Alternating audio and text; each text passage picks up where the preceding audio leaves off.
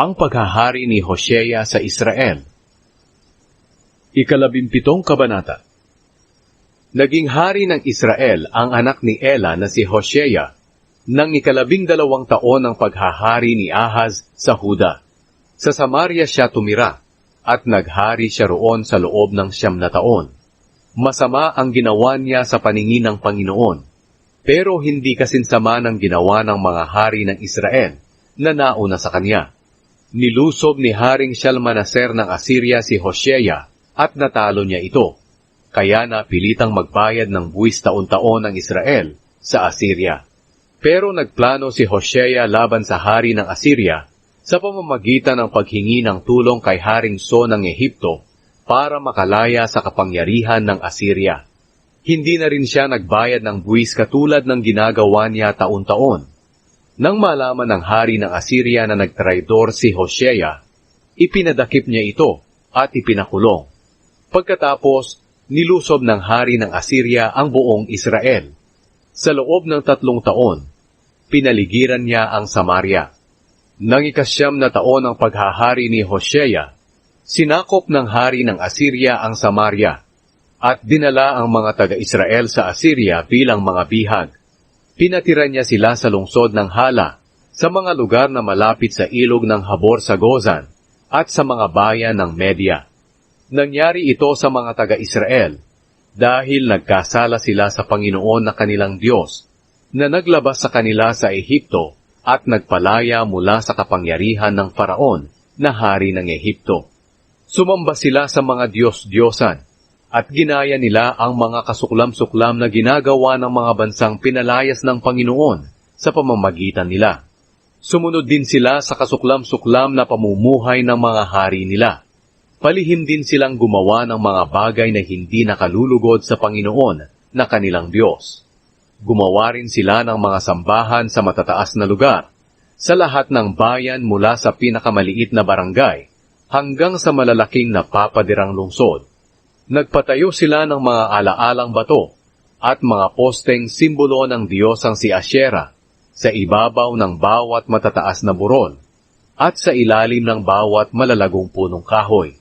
Nagsunog sila ng mga insenso sa bawat sambahan sa matataas na lugar, katulad ng ginagawa ng mga bansang pinalayas ng Panginoon sa pamamagitan nila.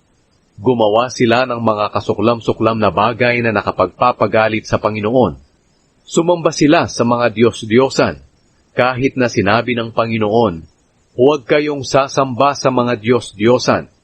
Paulit-ulit na nagpapadala ang Panginoon ng mga propeta para bigyang babala ang Israel at ang Huda.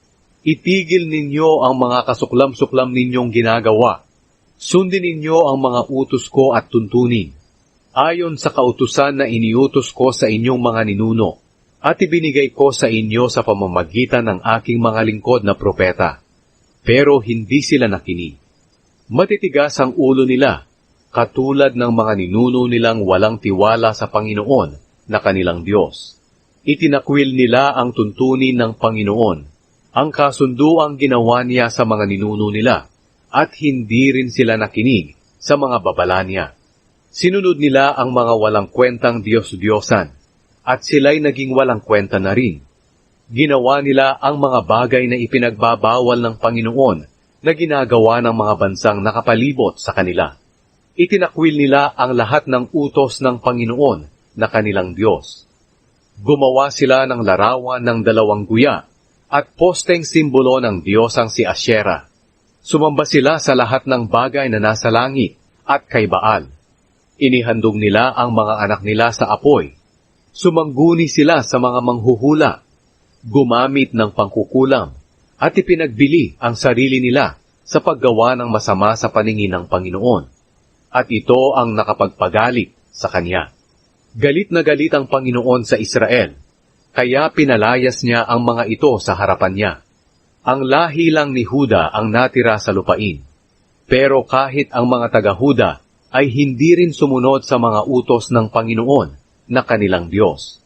Ginawa rin nila kung ano ang mga ginawa ng mga taga-Israel. Kaya itinakwil ng Panginoon ang lahat ng mamamayan ng Israel. Ibinigay niya sila sa mga kaaway nila bilang parusa, hanggang sa mawala sila sa kanyang presensya. Nangihiwalay ng Panginoon ang Israel sa kaharian ni David. Ginawang hari ng mga taga-Israel si Jeroboam na anak ni Nebat. Hinikayat ni Jeroboam ang mga taga-Israel sa pagtalikod sa Panginoon, at siya ang nagtulak sa kanila sa paggawa ng napakalaking kasalanan.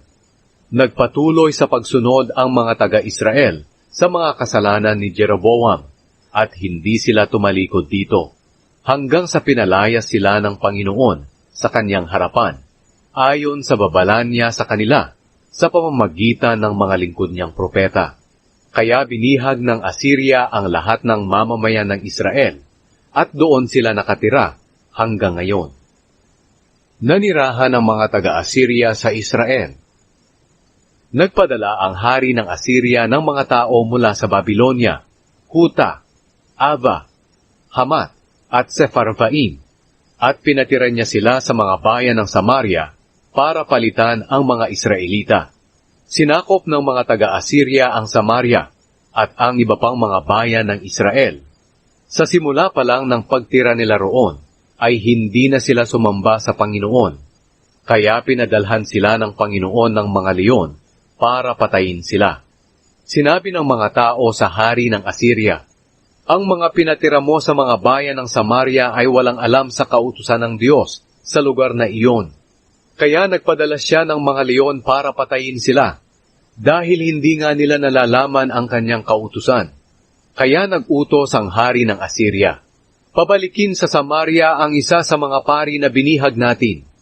Hayaan niyo siyang magturo sa mga bagong nakatira roon, kung ano ang kautusan ng Diyos sa lugar na iyon." Kaya ang isa sa mga pari na binihag mula sa Samaria ay bumalik at tumira sa Bethel. At tinuruan niya ang mga bagong nakatira roon kung paano sambahin ang Panginoon. Pero ang iba't ibang grupo ng mga taong ito ay patuloy pa rin sa paggawa ng sarili nilang mga Diyos-Diyosan. Sa bawat bayan na tinitirhan nila, ay nilalagyan nila ng mga Diyos-Diyosan sa mga sambahan sa matataas na lugar na ginawa ng mga taga-Samaria. Ginawang Diyos ng mga taga-Babylonia si Sukot-Benot. Sinamba ng mga taga-Kuta ang Diyos nilang si Nergal. Sinamba naman ng mga taga-Hamat si Ashima. Sinamba ng mga taga-Ava ang Diyos nilang sina Nibhaz at Tartak. Sinunog naman sa apoy ng mga taga-Sepharvaim ang mga anak nila, bilang handog sa Diyos nilang sina Adramelech at Anamelech. Sinamba nila ang Panginoon, pero pumili sila ng mga pari na mula sa kanila para mag-alay ng mga handog sa mga sambahan sa matataas na lugar. Kahit sinasamba nila ang Panginoon, patuloy pa rin sila sa pagsamba sa kanilang mga Diyos-Diyosan, ayon sa kaugalian ng mga bansang pinanggalingan nila. Hanggang ngayon, ginagawa pa rin nila ito. Wala silang takot sa Panginoon, at hindi sila sumusunod sa mga tuntunin, mga turo, at mga kautusan na ibinigay ng Panginoon sa lahi ni Jacob, na pinangalanan niyang Israel. Gumawa ang Panginoon ng kasunduan sa mga Israelita at iniutos sa kanila, "Huwag kayong sumamba sa mga Diyos-Diyosan o lumuhod sa kanila o maglingkod, o kaya'y maghandog sa kanila. Sambahin ninyo ako, ang Panginoon na naglabas sa inyo mula sa Ehipto, sa pamamagitan ng dakila kong kapangyarihan at lakas. Ako lamang ang inyong sasambahin at hahandugan. Palagi ninyong sundin ang mga tuntunin, turo at mga kautusan na isinulat ko para sa inyo. Hindi kayo dapat sumamba sa ibang Diyos. Huwag ninyong kalimutan ang kasunduang ginawa ko sa inyo, at huwag kayong sasamba sa ibang Diyos. Sa halip, ako lamang ang sambahin ninyo, ang Panginoon na inyong Diyos. Ako lang ang magliligtas sa inyo sa lahat ng kaaway ninyo." Pero hindi nakinig ang mga taong iyon, at nagpatuloy sila sa dati nilang ginagawa. Habang sinasamba ng mga bagong naninirahan ang Panginoon, sumasamba rin sila sa mga Diyos-Diyosan nila. Hanggang ngayon, ito pa rin ang ginagawa ng mga angkan nila.